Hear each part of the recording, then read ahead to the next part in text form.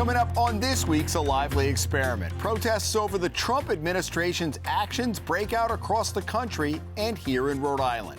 And a program that gives inmates a better shot at employment when they get out and a better chance of not going back to prison.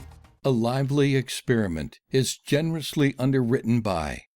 Hi, I'm John Hazen White Jr. For over 30 years, A Lively Experiment has provided insight and analysis of the political issues that face Rhode Islanders. I'm a proud supporter of this great program and Rhode Island PBS. Joining us on the panel, Billy Hunt, chairman of the Libertarian Party of Rhode Island. Steph Machado, Boston Globe reporter and contributor for Rhode Island PBS Weekly. And political contributor, Don Roach. Hello and welcome into this week's Lively. I'm Jim Hummel. What's going on in Washington and beyond continues to dominate the news cycle, with every day bringing head-spinning revelations about directives by President Trump. This week, a small group of protesters gathered at the Rhode Island State House to join counterparts at state capitals across the country.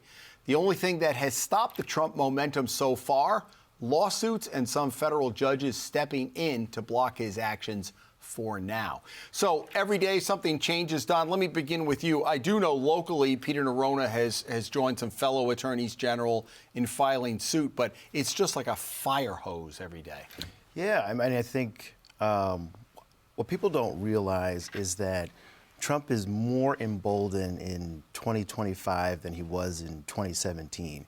And just looking at how much more he won the popular vote. So he is going to be running amok until somebody stops him because he's got such widespread support across the country. Yeah, from a news perspective, there's just a new thing every day causing outrage that you have to move on so quickly from the last thing. I mean, it's been dizzying how many executive orders have come out about a variety of different topics, and people are concerned about immigration enforcement. There's a lot of fear and a lot of unknowns right now about what exactly is really going to happen. Can you imagine being a White House reporter now? I don't know if that's the long straw or the short straw. I think it's probably just exhausting.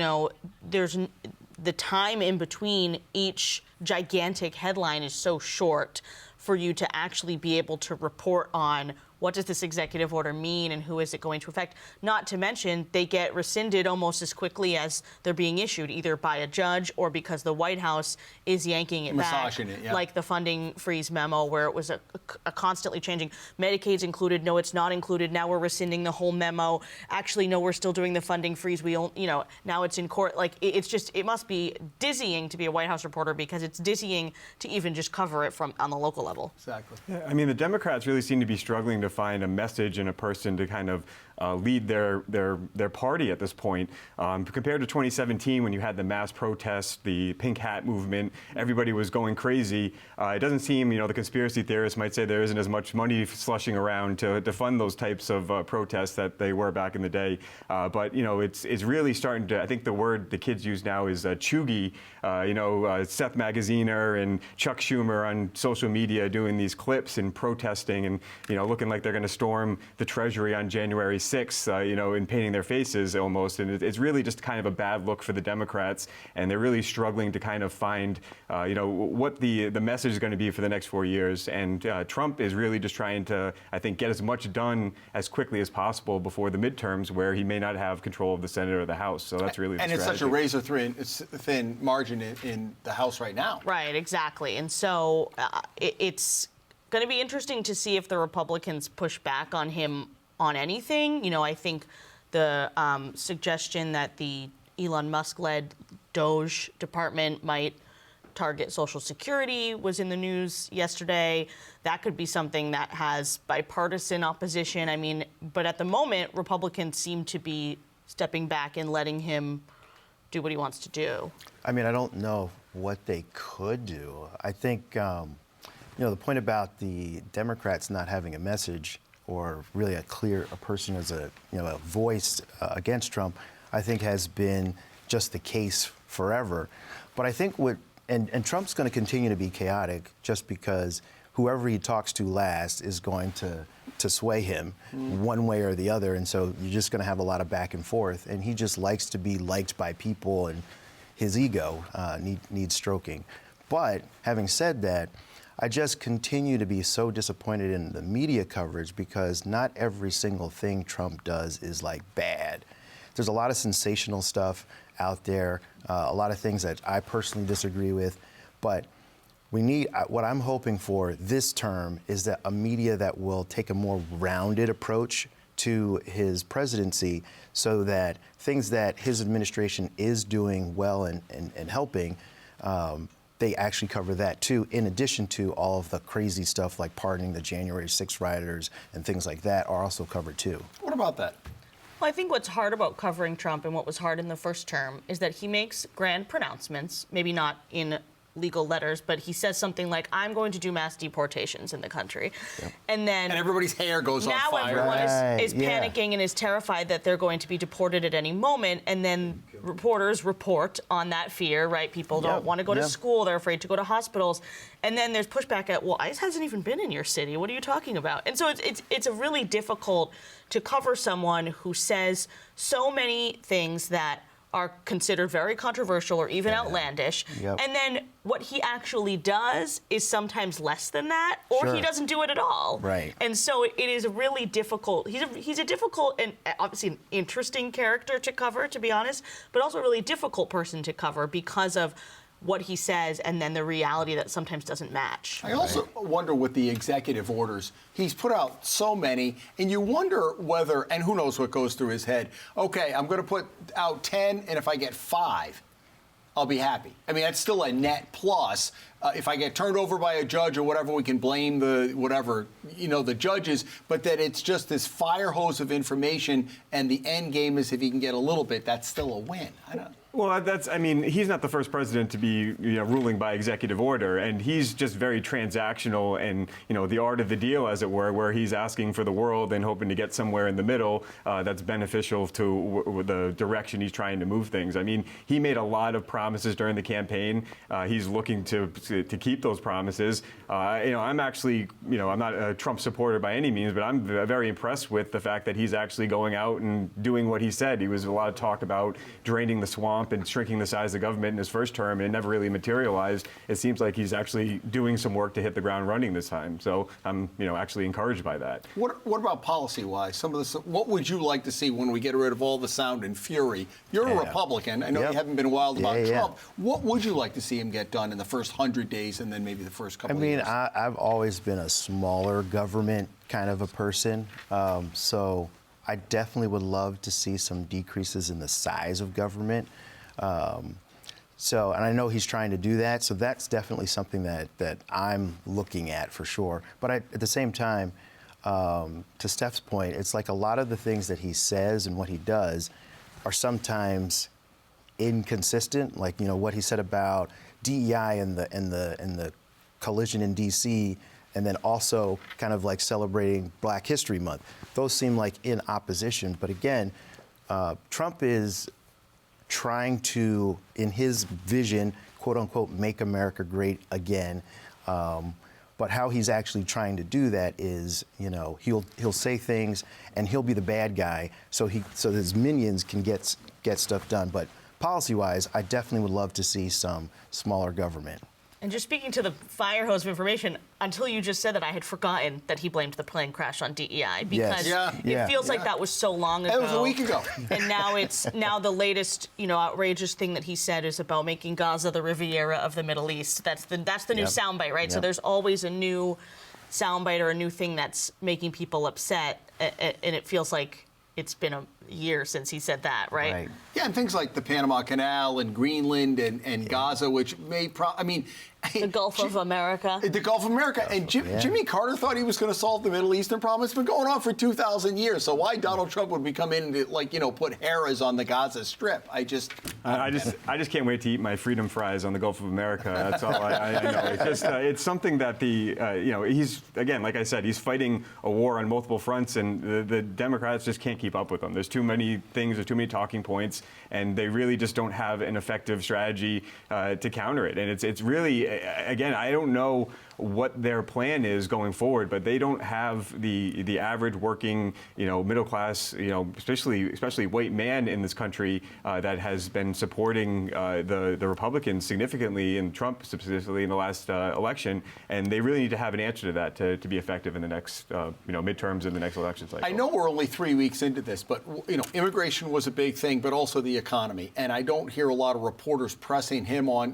Look, I know there's a lot of hyperbole with Trump. Day one, we're going to do this, so maybe it's the first 100 days, but what they're going to do to bring inflation down, because actually the tariffs could do the exact opposite. So you wonder at some point whether people are going to have buyer's regret who voted for him, just looking for some type of economic relief. Yeah, I saw a press release from Senator Reid the other day it might have been yesterday, about the eggflation, right? I don't know that got a lot of play, because there's a million other huge news stories happening. He signed an executive order about trans athletes the other day. There's too much news, and so whether Democrats complaining about things like the economy, inflation are breaking through, I'm not sure. But you're seeing stuff that we never would have. Sheldon Whitehouse is referring to the muskrats.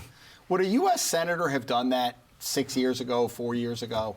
Maybe during the last Trump term. Yeah. I don't know. I hate the word unprecedented, because we've used it too much in the last 8 years that now everything is precedented. But it is. There are so many things that continue to be unprecedented. I think the Musk situation, the way he's going into agencies and seems to be getting unprecedented access and making these wholesale changes, is shocking. And so every day there's something that's a little bit more shocking. And for me, with Musk's involvement, I've asked myself, is this really bad? Because the alternative is we have bureaucrats, lifelong bureaucrats making these decisions.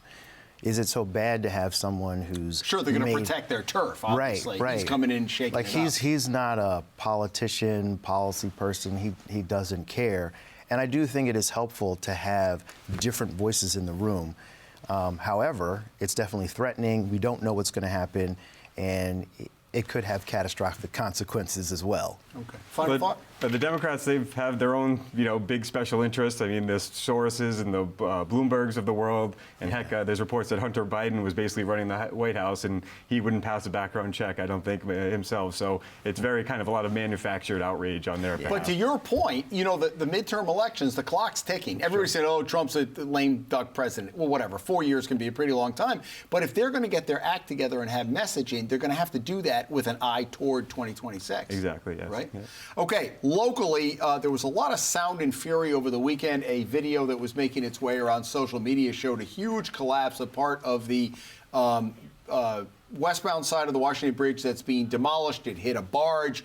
There was a lot of, is this an accident? DOT Director Peter Alviti came out on Monday pretty strongly and saying, no, this is part of the demolition. There's really nothing to see here. What was your take overall? Just not as much what happened, but kind of the reaction and all of that. Yeah, I mean, I'm I guess as confused as anybody as to whether this was what the demolition is supposed to look like. I saw the news stories before I watched the videos. So I saw headlines about a collapse, and then I watched the video and I said, oh, that kind of looks like demo. Right. But and why would somebody be there at the right time getting it? Unless they could see that the crane was pulling down chunks of the bridge. So I don't know. I have not done fact-checking, reporting on this. My questions that I have are, why did OSHA come afterwards if there was no problem? And I thought that a lot of the demolition activity was happening overnight so that it does not disrupt the drivers on the other side or, pedestrians, people. And I know that they block the road when they're doing this. But I guess I was surprised it was happening in the middle of the day. And so I just think there are questions. There's going to be an oversight hearing next week. And so there are definitely questions about what exactly happened there and whether it was all, buttoned up. Yeah, if they're doing it at night, though, you might have heard that crash in Portsmouth. I mean, with that thing coming down. So, I'm not sure for the people who lived out off Wickenden Street whether that's, I know. I don't know how loud it was. What do you think about this? To me, it's just really frustrating that folks like Alviti are not helping to restore trust in the public. To me, it's like, it certainly was part of the plan. But why can't you every day say, here's what we're going to do today? on the bridge. And Right, just put it out there was no there. notification that this was going to happen. Just put it out there to the public. Every day we're going to tell you exactly what's going to happen, so you know what will happen. And I did watch the video. It does look bad, but it does look like a demo. Like, I don't know if there's any other way Things you crash can... down, right? Exactly. But to me, the administration is just doing a piss-poor job of restoring trust in the public versus saying, hey, we've already got this in the plans. Like, okay, there were a lot of things that were part of the plans, but we've got this situation and this issue. So what is the administration doing to actively or proactively restore trust? And to me, that's the big problem. I mean, I'm not a structural engineer by any means, but if that's according to the plan, I mean, I'd really hate to see what an accident actually looks like, because, I mean, to have a barge kind of half submerged, like all a kilter and askew, I mean, again, it could just be very well, but it seems to me that a private company would be held to a lot further scrutiny and planning by the CRMC, the DEM, to plan that type of stuff. And the matter of fact is that all those departments report to the governor, and he is the last person that wants to look bad for a problem happening at the Washington Bridge that's already had so many problems.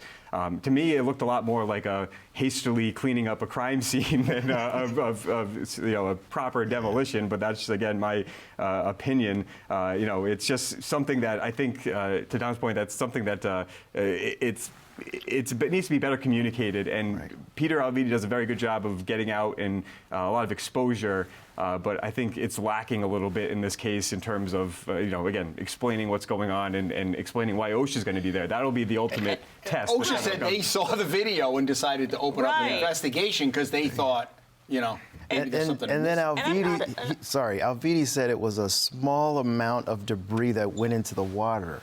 And I'm just like, why in the world would you say something that stupid? It just destroys trust completely. I'm not an engineer, and I don't know the right way to demolish a bridge that is over a body of water. But I think you hit the nail on the head when you mentioned transparency. There has not been stellar transparency about this bridge situation. And so the public is not giving the DOT the benefit of the doubt. Right. That's the issue. They don't have a capital of trust, a bank to go to, Right. because it's a razor-thin margin right here. Are we really going to believe what you say when we've seen this, and this over the last year? Right. Exactly. All right.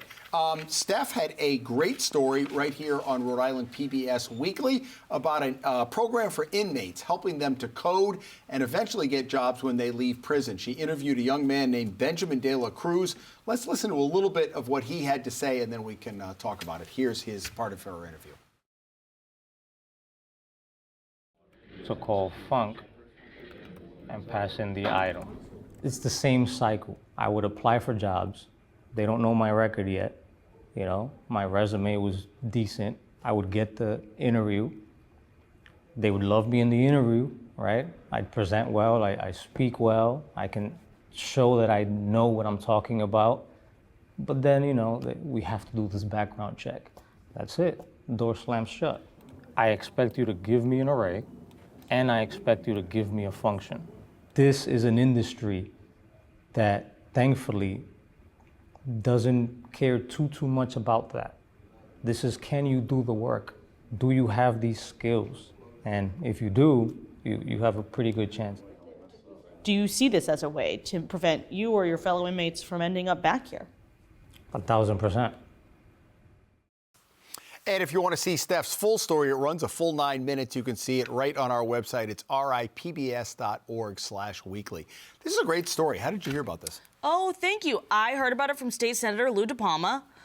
He was the one who pitched the idea to the DOC because he heard about it from an inmate who read about the program in a magazine, because this program exists in other states. It was started in San Quentin Prison in California. It's called The Last Mile. It's called The Last Mile. They're teaching inmates how to do coding and web development. And you could basically leave this program and be a web developer. Or you could go on and get further education in software design and things like that. But that inmate you just heard from, Benjamin De La Cruz, was talking about he had been in prison before, and then for 15 years couldn't get a job. He was talking about he would try to get all these jobs, something more than just a minimum wage job. So they liked him, and then they do the background more of check, a career, right? and then they would do the background check, and he couldn't get it. He had a family to support, and he told me he resorted to selling drugs, and that's how he ended up in prison again. And so now he is in this web development program. He's hoping to do this for a career when he gets out. And the whole goal of the program is to reduce recidivism, reduce people coming back. Really? It was a great story. It's a feel-good story. I mean, I like the fact that it was being funded by voluntary means and donations. I don't see any reason why the state shouldn't be facilitating this. I question whether or not we should be putting extra resources, financially towards it. It was dawned on me, though, the larger point of his interactions with the hiring, and it's a bigger issue of 30 or 40% of males between the ages of 18 and 65 are not actually in the workforce, and a lot of it has to do with because of their interactions with police. This is, again, feel good story, but it's also a little bit like giving someone a crutch after breaking their leg. Like, we ruined your life, here's some JavaScript. I'm sure he would be a lot better if he was not in jail for a nonviolent drug offense and didn't have the record to contend with. And that's the larger issue with the prison system, is not necessarily is teaching them job skills, which isn't effective even for non-inmates. It'd be to not get these people in prison in the first place and really focus on, adjusting and battling the prison industrial complex. Yeah, to Billy's point, like the problem is huge, but I think of this, like the parable of like the starfish, like by the ocean, and there's like a kid throwing starfish in there. If you can help one, you're doing something. But my thought is, like, do we have programs like this for people who are not incarcerated as well? I love the idea of helping people who are incarcerated be less likely to go back to prison. But as a person who's employed people over the years, we many times have had people who look great on paper, you do the background check, and they fail. And I think, going to companies and trying to figure out ways to help those companies feel more secure to hire people who have criminal records is also another way for us to take a look at this. It is a great feel-good story. Definitely is going to help some folks out, but it's not going to address like a much larger problem. But even if you talked about state resources and you don't see them, but even if the state put money in, you got to look at the long game, because ultimately, if it's keeping people out, that's what, $30,000, $35,000, $40,000 a year if they're back in state care. That's the big argument, is that the cost of running the program is nothing compared to the cost of incarcerating people for years on end. So if they can prove, and it's going to take time to gather the data in Rhode Island, if they can prove that this is decreasing the recidivism rate for people that go through the program, then you can make a financial argument that you're going to actually save money by running this program. But you have to play the long game. It's a long game, and the Last Mile, the nonprofit, says that their data shows a 5% recidivism rate in this program in the other states where it's running, which is really low. Yeah. Rhode Island's recidivism rate right now is 44%, and that's 44% return as a sentenced offender within 3 years.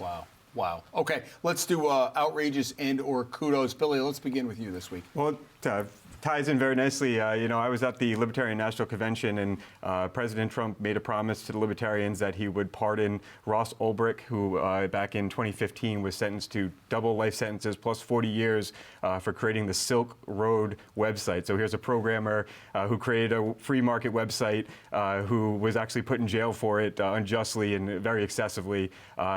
Trump, to his credit, followed through on his promise. He is full and complete pardon.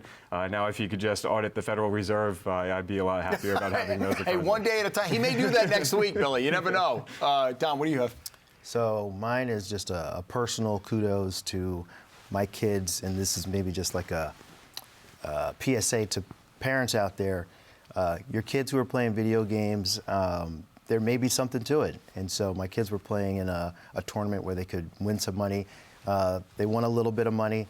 One of my sons in college is on a team, and so just wanted to give them a kudos for doing something they love and actually making a little bit of money. Is that going into a restricted account for tuition in the future, or do they get to spend that money? They get to spend that money. All right. You might consider the restricted receipt account eventually. Steph?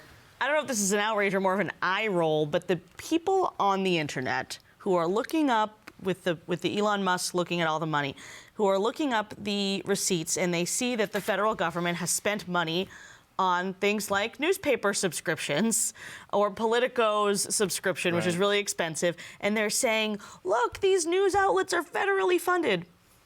No, they are not. Government agencies just happen to think that news outlets are reporting valuable information, and so they choose to subscribe. Yeah. What a concept. Yeah, exactly. That you actually pay for your news, right? Now, you can argue that maybe taxpayer dollars shouldn't be spent on newspaper subscriptions. That's perfectly fine. People can argue about that. But to suggest it's not a direct subsidy. To suggest that, the New York Times is in the bag for the administration because they're being funded, that's not what's happening. Have you read their coverage? They're just customers. They're just customers buying a subscription. Exactly. We have a couple of minutes left. Billy, the pallet shelters, drum roll, are going to be opening next week, a year late, and as we haven't had you on for a long time. Delay. Finally, they're going to do a ribbon cutting. I'm not sure I'd want to be any public official there. I would do a quiet, soft opening. It's really quite amazing. I mean, for most of the time, my outrage on this show is the fact that in cold weather, warm weather, we haven't done enough to help our homeless population. It seems like in a budget that we have in the state, we can't find the small amount of money to help what is effectively less than 1% of the population. I mean, Tara Granahan went ahead and called every single police chief and got about numbers, and it was less than 1,000. And even if she's underestimating by a magnitude of 10, it's such a small percentage. And is this really about housing the homeless, or is this like a job programs for bureaucrats and nonprofit organizations? Because that's really what it's turning out to be, because we're spending millions and millions of dollars for such a small percentage of our population. It seems to me that we should be able to fix this problem, and it shouldn't be a perennial issue. And it's gone up $1 million since they started. Yeah, I just wonder, with the length of time that it took to deploy these shelters, we could have actually built like a permanent structure, like whether it's well, an they apartment had to building, build a whole city basically because Right. it needed power, plumbing, all of that. But the benefit of it was supposed to be rapid, that you could get these shelters up really quickly. Looking at how long it took, it makes me wonder, could we have just built a real building with heat and indoor plumbing, in the time that it took? Right. But it's another argument for we should have limited government, because when government gets involved and tries to do this, they do a terrible job. Like, how do they not know what the fire codes they're going to have to adhere to when the proposal is put forth? That's just asinine.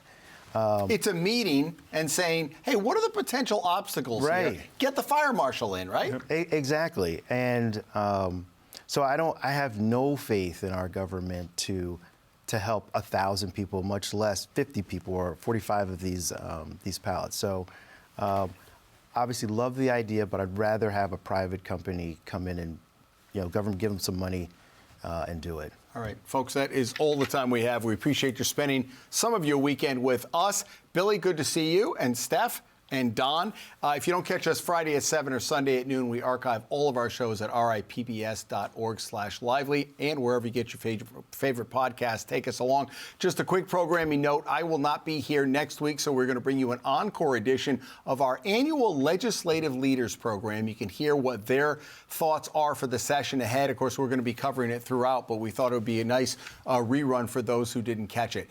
And then you can come back in 2 weeks as a lively experiment will continue. We hope you have a great weekend, and thanks for joining us.